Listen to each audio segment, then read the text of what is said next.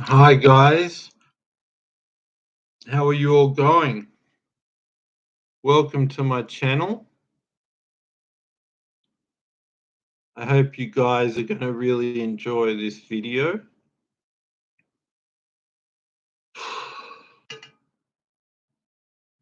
So let's get into the video, guys.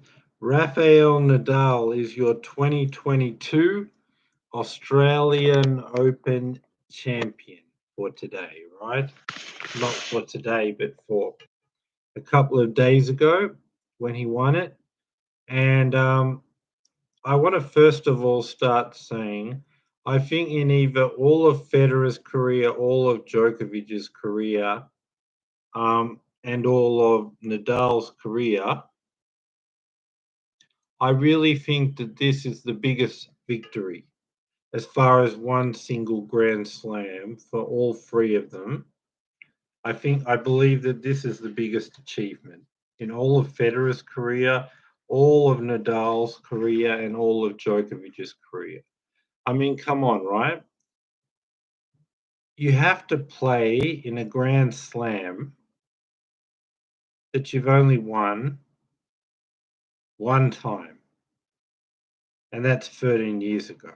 So even if you're playing all the time, um, and you're at your absolute best, very difficult to do. But then you're trying to win a Grand Slam you won once 13 years ago after being out for the previous 6 months, and then it's 2 sets to love. You're down 2 sets to love. I mean, I felt the biggest of the three was Federer. He was 35 years old. He'd been out for the previous 6 months, and that was huge. And that was the biggest victory in Federer or Nadal or Djokovic's career. But this, you're the same situation, 35 and 6 months out of the game.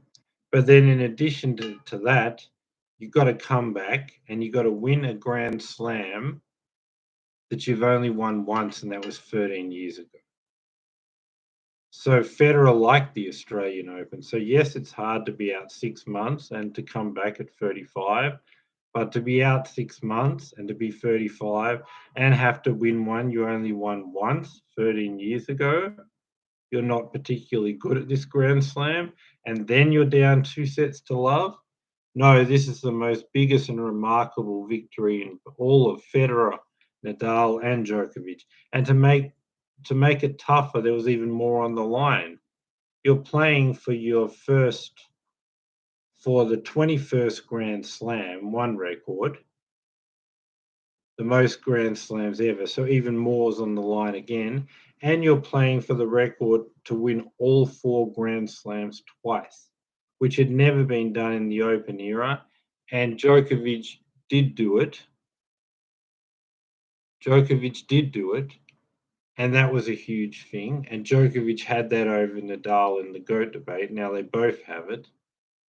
But all that's huge, going to win all the 4 Grand Slams twice, going for the most Grand Slams in the history of the game, trying to win a Grand Slam not won for 13 years. All that plus the Federer factor of being out for 6 months and being 35 years old. So just that's huge. But then when you add, the most Grand Slams, trying to win all 4 Grand Slams twice, being your worst Grand Slam where you won it once 13 years ago, and then you're down 2 sets to love in the final. On top of that, I mean, I don't know when Federer, Nadal, or Djokovic, any of them has achieved something like that. So as far as the miraculousness of one particular Grand Slam in any of their career, it's Nadal's 21st Grand Slam that stands out to me. So I'll get into the match and I'll talk about the implications for the GOAT debate. By the way, great match. I was actually there attending the match. I was a part of that crowd. I was cheering for Nadal, yes, but when Medvedev had good shots, I also cheered. But I just love being there, love watching the match. Great match. And I'm about to go through it with you, right? Nadal played poorly in the first set. Medvedev played great. Medvedev served great, won the rallies. Nadal missed all of his first serve. Medvedev got a whole lot of second serve. Medvedev serves great, out rallies Nadal. Second set, Nadal is outplaying Medvedev the entire set, right, guys? The entire set. But what he's doing is, as I said, Medvedev struggles to finish the rallies. Like you got Nadal, sorry, you got Djokovic has more power on his rally shots than Medvedev to finish. But Nadal's forehand's even bigger than anything Djokovic has. But Medvedev can't compete with Djokovic's power, right? So that finishing ability of the Nadal forehand to Medvedev that struggles to finish on either forehand, backhand. So Nadal's doing that in the second set, dictating points, but not doing it consistently. Gets a break, gives it back, gets a break, gives it up 5-3 in the tiebreaker. But when he's consistently using the forehand to dictate, he's just outplaying Medvedev. But he's also making errors, so he's not doing it consistently. So he keeps letting Medvedev in until right at the end of the tiebreaker, he makes errors at critical times. And it was all on his terms. When Nadal was playing off, Medvedev was coming back. When Nadal got the forehand in consistently, he was overpowering Medvedev in the rallies. It was all on Nadal's racket. Nadal was ahead most of the time, let Medvedev in and gave it away in the end. It could have been a wonderful position for Rafael Nadal to say, I've been quite far from my best, but I've won set all, and he's a few points away from that. And for Medvedev saying, I've played my best, my opponent's far from their best, and they've won set all. So for me, it's going to be hard to sustain my level. My opponent's going to get better, and that will really deflate me.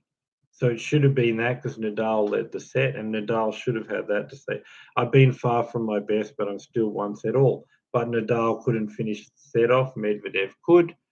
And now a set that Nadal was ahead the whole time, he's lost, and Medvedev is up 2-0. So the rest of the way in this match is what we saw is Nadal did step up with the forehand and did do it consistently. He didn't just do it to get up a break and let him back. No, he dominated rallies with the forehand in the third set, did it consistently, dictated the rallies and without many errors, stopped this whole thing of the first two sets missing all of his first serves, got a high first serve, got at the 1-2 punch with the serve plus the forehand, and consistently, when you saw it was on his racket in the second set, when he was playing well, he was dictating the rallies with the forehand. When he wasn't, he was giving it away to Medvedev. Now he was consistently doing it all the time, dictating the rallies with the forehand and not having moments where he just can't keep it up and makes a whole bunch of errors and lets Medvedev back. No, he didn't do that. The level that was led the set, he consistently did it the whole way through the set. Consistent power, consistently what you saw in the second set for glimpses when he's playing well, he's the better player, but he couldn't keep it up.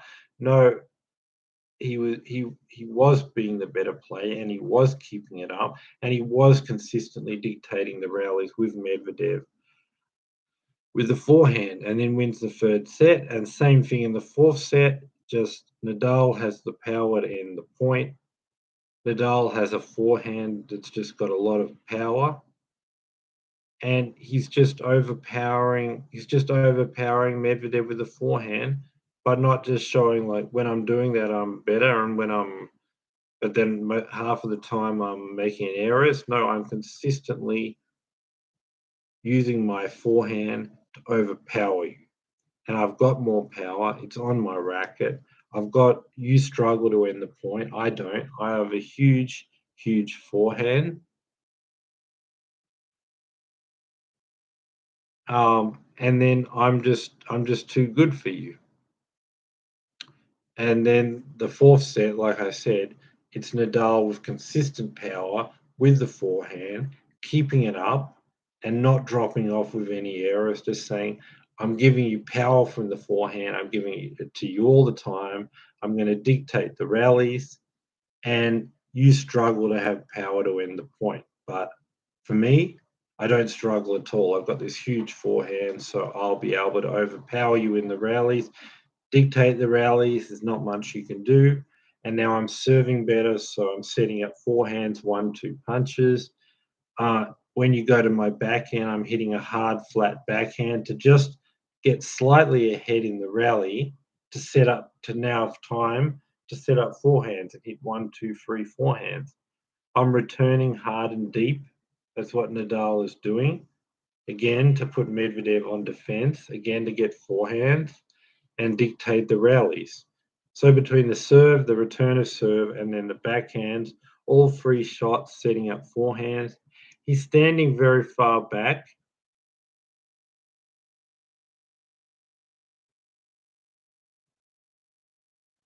Yeah, Nadal's standing very far back, and he's even getting Medvedev's powerful 200-kilometer serves back in play and forcing Medvedev into rallies off serves that no one would ever return. And if they did, Medvedev would put it away. But Nadal's able to return hugely powerful first serves that no one would get back and get him into a rally. So that was an amazing job, right?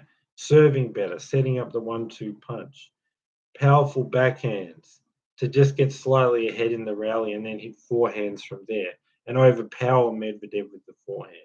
The forehand behind the serve, forehand behind the backhand, and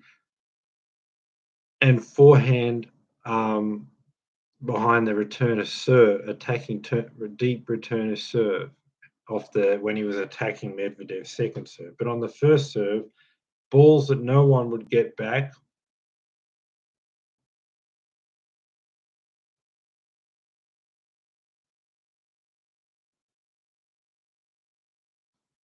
And yeah, I'm getting a comment. He needs to improve how he sees the match. Yeah, I mean, I agree with that.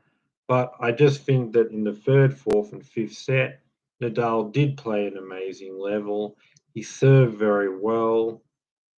Forehands behind the serves, great backhands, and then the forehand attacking Medvedev's second serve, and then on Medvedev's first serve, just getting most of them back and forcing Medvedev to be in a rally when he would usually be a 1-2 punch or a 3 point of a ball that doesn't go back. And then even if the ball's a bit short and Medvedev can get control of the rally, Nadal would stand behind the baseline, run everything down, and force Medvedev to hit 3 or 4 good shots to win the rally when it should have been a 1-2 with just a slam or the serve not coming back at all. So constantly getting those serves back, those first serves, and forcing them into rallies when most players wouldn't return it, attacking the second serve to then use the forehand. And then when you go for his backhand, he hits the backhand hard, gets a defensive shot, hits forehands, serving, and the 1-2 punches. Yeah. And then the weather actually was a factor because what I would say is this at the start of the match, the temperature was um, around 80 Fahrenheit, 27 Celsius, right? But then the temperature moved down to the early 70s or around 22 Celsius, right? So at the start, Medvedev was able to get the ball through the court. His better serve was more of a factor. He was able to get the ball through the court through Nadal's defense. He was able to rush Nadal on the forehand, so he doesn't have time to set up on the forehand. But as the conditions cooled, Medvedev's serve was slower. Nadal could get back his serve. Medvedev struggles to finish the point in the rally now and get the ball through Nadal's defense, while Medvedev can't rush Nadal on the forehand.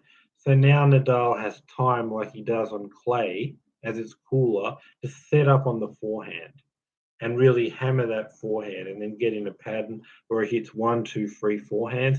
And because the ball's not going through the court, the big swing that Nadal does on the forehand that suits Clay, he's got time to really get off that forehand and get off the big swing while Medvedev can't rush him, can't really get through the court. So that was a big change from the start to the end as the weather cooled down, which favoured Nadal later on and favoured Medvedev early in the match. And I think you saw that sort of in how Medvedev started up 2 sets and Nadal went ahead. But I felt like also Nadal was very nervous, right, at the start of the match, thinking about winning all four twice, thinking about 21 Grand Slams. But then he just said, "This opportunity's slipping, it's going. Either I'm going to do it or it's going to be gone." And then that spurred him into action. And that's where he was able to say, "I'm going to consistently hit the forehand hard. I'm going to consistently push Medvedev around and overpower him with the forehand." And then just dominate Medvedev with power. And then do it consistently and not make errors. Not like the second set, why he's doing it, consistently hitting the forehand with power and overpower Medvedev. There's nothing Medvedev can do, but then errors letting him back. No, he just went and said from the third set onwards, I'm going to consistently use the forehand. I'm going to consistently push you around, and I'm going to consistently dominate the rallies. And it's going to be all the time. There's going to be no let ups, and then you're just going to be overpowered, and there's going to be nothing you can do. Third, fourth, and fifth sets. Um, third set, fourth set, and then the start of the fifth. Then when serving it out, the whole nerves about the breakthrough and the 21 Grand Slams, and winning all four Grand Slams twice. Those nerves from the first two sets kicked in as he was trying to serve it out, and Nadal was affected by nerves. He did mess it up, and then we were back to 5-all. And then I think he had to sort of talk to himself internally and saying, I can't go back to the first two sets, where I completely blew it and was outplayed and couldn't be at my best because of nerves. And now I've let those nerves return when I've had a chance to serve out the match. And just like I couldn't win the first two sets, I couldn't serve it out because I started thinking about the 21 Grand Slams and winning the all four twice. And just like I failed the first two sets, I've now failed to serve it out. I've got to forget that. If I go back to that, my opportunity is just going to be gone, and I'll be talking about it in a press conference. So he went back to what he had done for the third set, fourth set, and most of the fifth set, and just says, I'm just going at this with everything I have, forgetting about the moment, and just throw everything I have and try to achieve this and get rid of the nerves. So from 5-all to 7-5, Nadal went back to that and takes out the match in 5 sets. And I believe this is the best victory in Rafael Nadal's career. Like I said, you're talking about if you're playing all the time and you're winning Grand Slams all the time, to win your worst Grand Slam where you only won once 13 years ago, that's huge to do that. To do it when you've been out 6 months and come back at Roland Garros, that would be hard. But to come back from 6 months out of the game and say, I'm going to win my worst Grand Slam that I haven't won for 13 years, and even if I'm playing all the time, I probably couldn't win. But to say 6 months out, I'm just going to get my worst Grand Slam like that. That to me is extra special, right? And then it's 35 years old, plus 6 months out of the game. And then I'm just going to come back at 35, 6 months out of the game and win something that I've not won for 13 years and won once. And then in addition to that, I'm going to be down 2-0 in the fifth set against a player who's matched Djokovic on hard courts.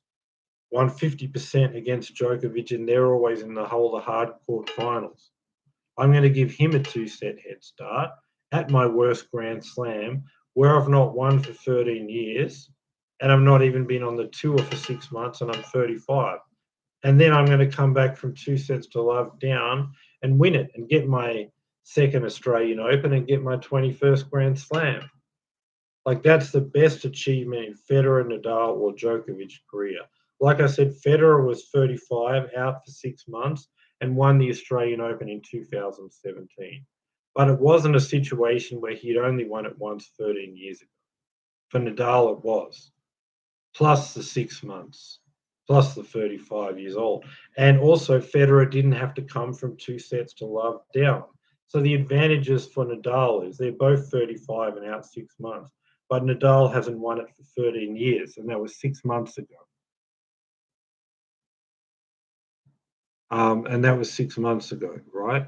So, yeah, like I was saying, the advantage was Federer had won it many times. Nadal had only won it once. They're both out 6 months. They're both 35. But Federer is comfortable here. Nadal's not. He won it only 13 years ago once.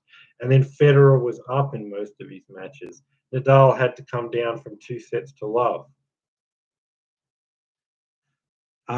So for me, when you consider, yes, they're both 35, right?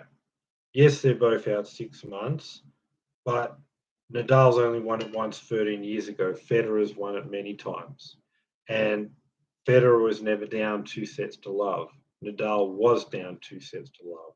So for me, the best achievement of the big three was Federer winning the Australian Open in 2017. But I think for the reasons I've mentioned, that's been surpassed with Nadal not having won it for 13 years and coming from 2 sets to love, in addition to the fact they were both 35 and both out for 6 months. So this is the biggest, if you just think about a one Grand Slam achievement of all the 20 from Djokovic, 20 from Federer, and 21 now from Nadal. This is the biggest achievement for one Grand Slam for Federer, Nadal, and Djokovic. Biggest achievement ever as far as the odds against you and what you were able to do. And it gives Nadal the record of all four twice. The guy they called the clay court now is the most consistent on all surfaces ever, along with Djokovic, to say, I can come back to all of the four Grand Slams on all the surfaces and not only win them all once, but just in case it's lucky, I can go back again and repeat it all. And in the case of the Australian Open, at two totally different times in his career, 22 years of age, 2009, and 35 years of age, right? The other miraculous thing about this win is that he is 35 years of age, and the match was decided between about the 5-hour 10-minute mark and the 5-hour 24-minute mark, from 5-all to 7-5. And the 35-year-old plays better in that 15-minute period to win the match. So he's effectively outlasted a 25-year-old and won because he played better tennis from the 5-hour 10-minute mark to the 5-hour 24-minute mark. Like when you get, 35, you shouldn't be in the game anyway. But once you start to get a bit older and slow or close to retirement, you'd rather play best of three, or at least if it's best of five, you want to win in 4 sets. But you can't really push yourself to long rallies for a fifth set. But the fact that even 25-year-olds after 5 hours are going to get tired, and we're not even seeing Nadal slowing down, plus the 5-hour mark, that's where his fitness was when he was 25. So how can Rafael Nadal be more fit than a 25-year-old from the 5-hour 10-minute mark to the 5-hour 24-minute mark and outlast him and win this? That's what I want to know. And even Djokovic, you see in the US Open final, he can't rally for 5 hours with a 25-year-old Medvedev. He's throwing in drop shots. He knows that Medvedev can just sit there and defend and play the consistency game. But Djokovic, if he does the same, it'll be 5 hours of rallies. So he's got to come to the net. He's got to volley. He's now trying to hit the ball really hard close to the line to shorten the point. He's trying to get into the net because he knows he can't do it, and that makes sense. That's how it should be in your mid-30s. But Nadal can just say, I'm just going to be like I'm 25. I'm going to be like I'm 25. I won't shorten the points. I'll be in long grinding rallies. And then from 5 hours 10-minute mark to 5 hours 25-minute mark, I'll have more energy left in the tank than you will. That's just ridiculous to me. And that's another thing that makes this the biggest achievement in Federer's career, Nadal's career, or Djokovic's career, right?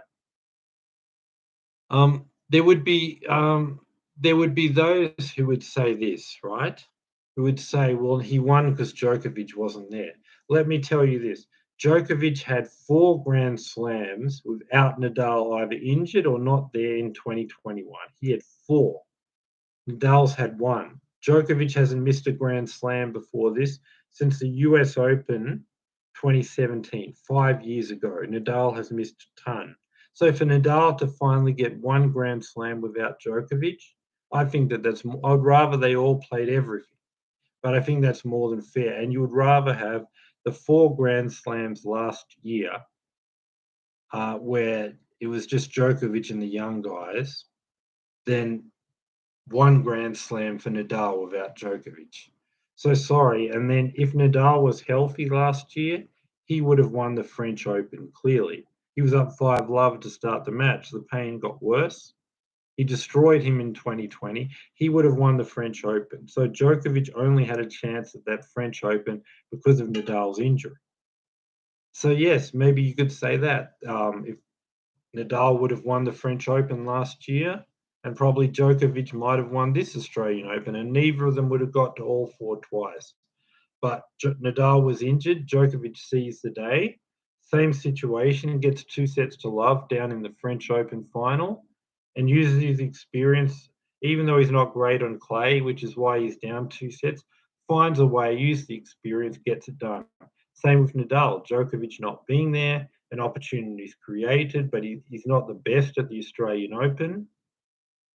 Down 2-0, like Djokovic was at the French, because he's not the best on clay, but finds a way to come back through will and determination and being great under pressure and just to grab it. And both of them were Djokovic not great on the clay, down 2-0 against the young guy. Nadal not great at the Australian Open, down 2-0. But when things are against them, the court surface didn't suit them. They can't be at their best because they're not great on those surfaces. Both Nadal and Djokovic finds a way to get that second French Open and all 4 twice for Djokovic and that second Australian Open by coming back in 5 and stealing it when you're not playing great because you don't really like the court surface. But they find a way and win anyway, and they both have all 4 Grand Slams twice.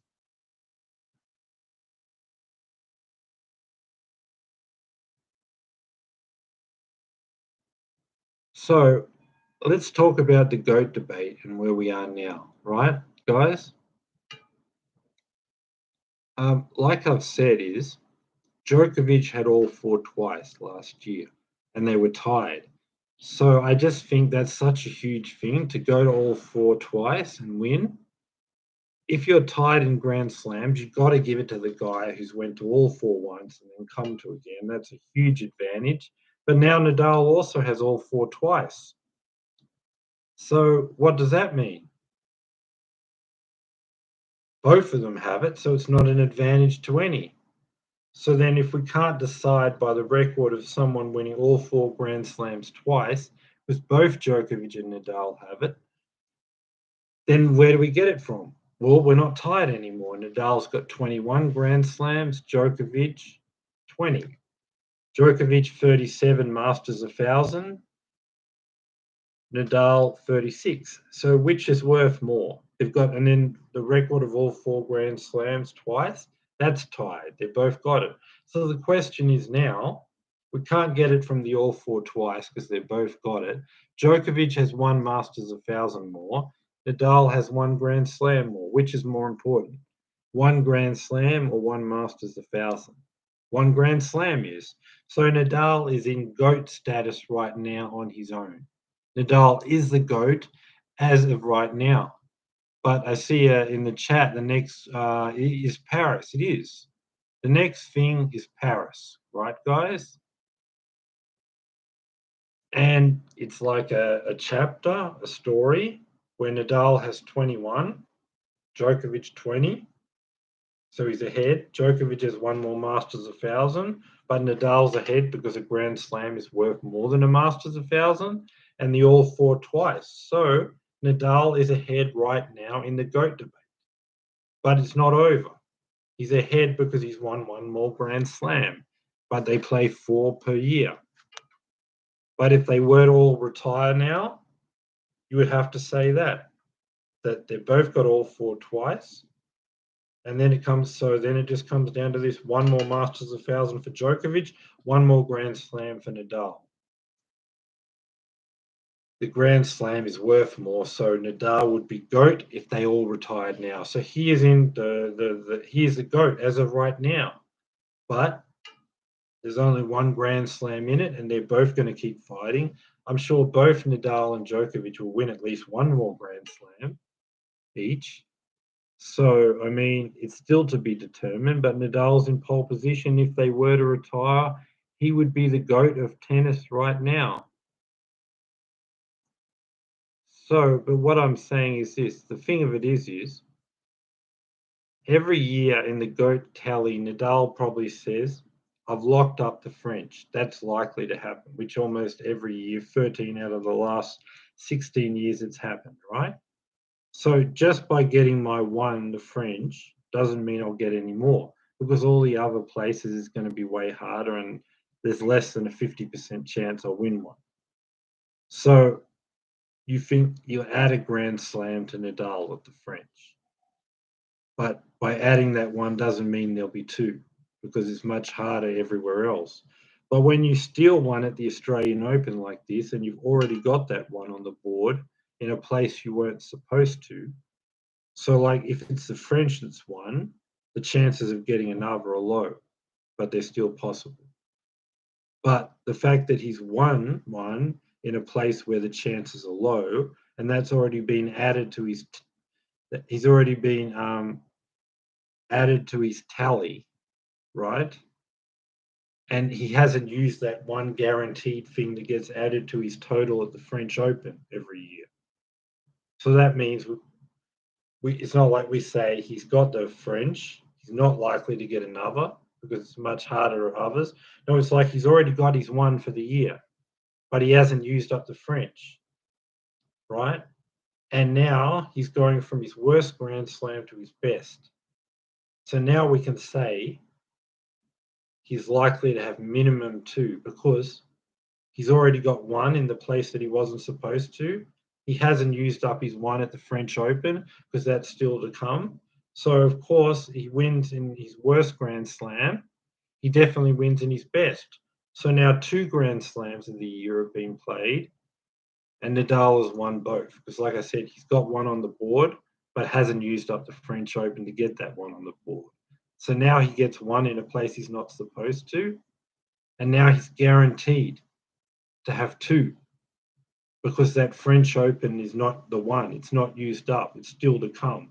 So it's going to add to the one at the Australian Open is going to be the one at the French Open. He's going to get two. So then you start to think about if you've won two Grand Slams, it's now 22 to 20. Can he get the calendar year Grand Slam? He's halfway there. He's won 2 out of 2. We know he's going to get the French, and we know he's going to have won 2 out of 2 Grand Slams. And we know if he was to find a way to win at Wimbledon, right? Then there would only be one more Grand Slam left. It would be a place where he'd won 4 times the US Open, 4 times. So if he had won 3 Grand Slams in the year, or 3 out of 3, and he was that confident, playing that well, and he's going to a place that he's won 4 times. Think about it. Those 4 times he won it, he never went into it with 3 Grand Slams. He was never that hot, but he still just does well at the US Open. So, and wins it. But if you can take 3 out of 3 Grand Slams to the US Open, a place you've won 4 times, and 2 out of the last 3 times that he's been there, if you can win on average years, you'll definitely win on a year you've already won 3 Grand Slams. If you've won at Wimbledon, you've won at the Australian Open, you've won 3 Grand Slams, taking that form to the US Open, you'll definitely be able to win one. You've won 4 times the US Open, and 2 of the last 3 times you went there. So there's only one thing that will stop him: Wimbledon. It all comes down to one very hard challenge. but it's no harder than what he did at the Australian Open because he hadn't won the Australian Open. Um, he hadn't won the Australian Open for 13 years, and he'd won it once. The Wimbledon, he's not won for 12 years, but he's won it twice. So if you see, he's actually better at Wimbledon than the Australian Open. So as hard as it will be, that would be all that would be standing between him and the calendar year Grand Slam. If he wins the French and not Wimbledon, he might not win the US Open, right? But if he's won 3 of 3, including the Australian Open and Wimbledon, he would definitely win the US Open, a place he's won 4 times and 2 of the last 3.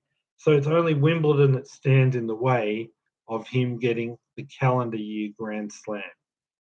So that's the way I see it. The GOAT debate, like I said, as of where it stands, he's 21 to 20. In fact, Nadal has 21, Federer 20, Djokovic 20, right? But the next one's the French Open. So because he's got his one at the Australian Open, then he gets one more. So it's going to be 22 to 20 in favour of Nadal. So he will just strongly stamp his authority on the GOAT status right after the French Open. So then you're going to say Djokovic is 35. He's 20 Grand Slams. He's 2 behind Nadal, so he needs 2 to tie and 3 to beat him. And that's on the basis Nadal never wins again. But yet Nadal might have another at least 1 or 2 French Opens in him, maybe a US Open. So Djokovic may then need 5 more over 35, 4 more. So I think that's going to be very hard to get. And I think that because he's won the Australian Open, that's huge, because to be 21 to 20 ahead with the French Open almost guaranteed, then to be 22 to 20, and then they're both over 35, and even though Nadal will decline, he's so good at the French Open that even in his decline, he should get 1 or 2 more. So Djokovic is in a very, very difficult situation, and it's going to be very hard. And then Nadal will be in this amazing position. And it's all because he's won the Australian Open and got 21 to 20 and had the French Open ahead, which almost guarantees him 22 to 20. So right now he's at the GOAT position, but after the French Open, that'll be just further cemented.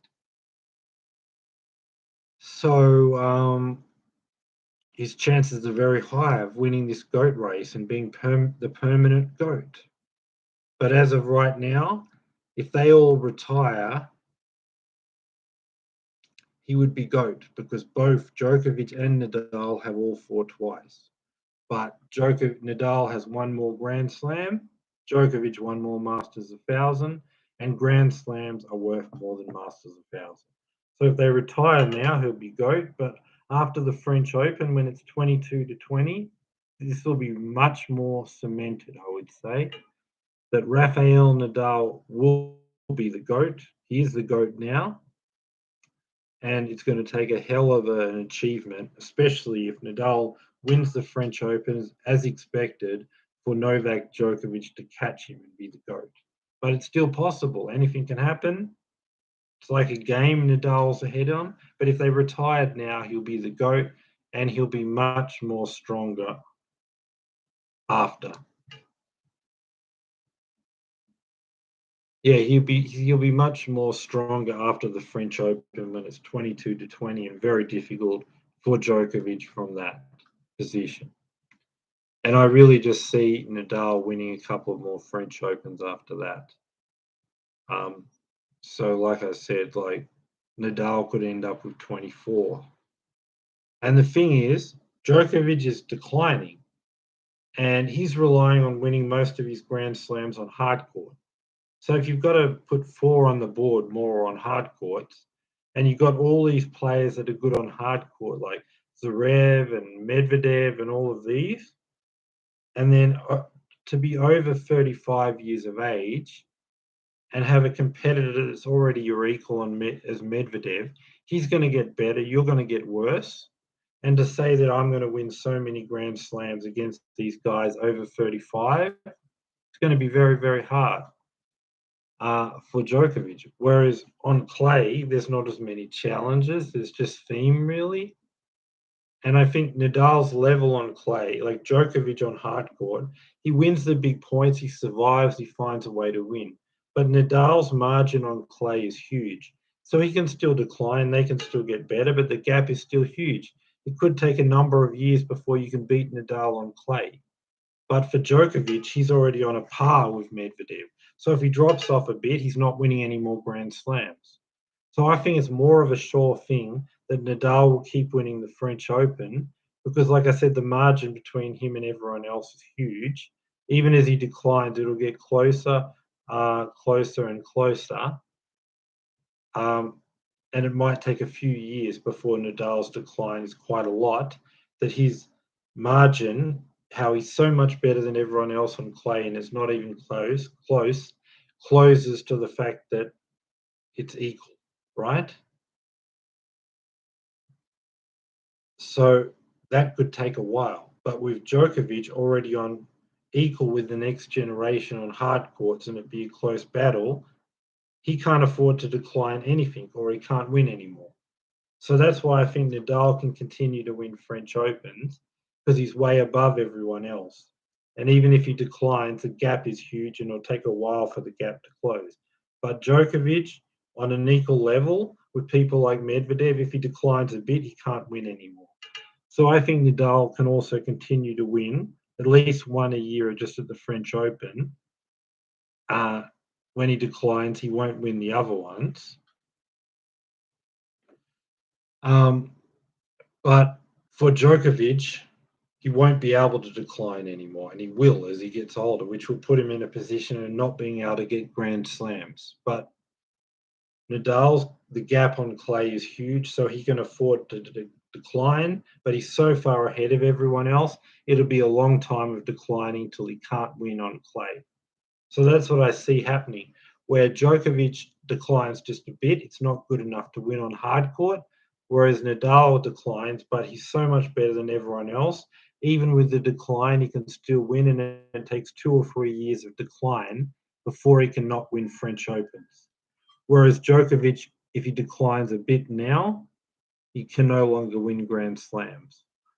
So that's the way I see it. I see it being 22-20. I see Djokovic needing a whole lot of Grand Slams on hard courts against guys he's already equal with. And then he's just going to get older and go backwards. They're going to get better and go forwards. And Djokovic won't be able to win. But I see Nadal so much better than everyone else on clay, where even if he declines, the gap is so huge, it'll take a few years before people can beat him at the French Open, which means a few more Grand Slams for Nadal and not many for Djokovic. But that's all happening after Nadal already has a 22-20 Grand Slam lead after winning the French Open this year. And yes, he has a good shot, maybe not in future years, but maybe one last crack at the US Open this year. Which, if he does that, it'll put Djokovic in real trouble because he'll be at 23 this year. 23 Grand Slams with 24 at the French Open next year. And like I said, the gap is huge. It's going to take a long time of him declining till he can't win anymore. But Djokovic is already equal with Medvedev. So if he declines a bit, Medvedev gets a bit better, he can't win. And that's as of right now. So I see Nadal winning the GOAT race and being crowned the permanent GOAT of tennis. But as of right now, if they all retired, he's got 21 Grand Slams. Federer's 20, Djokovic is 20. Djokovic has one more Masters 1000. Nadal's Grand Slam is worth more than Djokovic's Masters 1000. And winning all four twice, both Djokovic and Nadal have that. So I see Nadal as the GOAT now and into the future. That's my video for today, guys. Subscribe, bell notification, thumbs up. Have a great day, night, wherever you are in the world, and be back here for my next video. Um, I was at this great and wonderful match for Nadal, and I want to make a video of my experience at the Australian Open Final 2022, and I'll post my experience here on this channel. So that's probably my next video. But this is the end of my Australian Open coverage, and I'm just saying that Nadal's a GOAT now, and I see him being the GOAT into the future for the reasons I've mentioned in this video. So that's it for today. Subscribe, bell notification, thumbs up. Have a great day, night, wherever you are in the world, and be back here for my next video. But please subscribe, bell notification, thumbs up. Bye, guys. Thanks for being with me. Thanks for watching. See you next time, guys. Bye for now.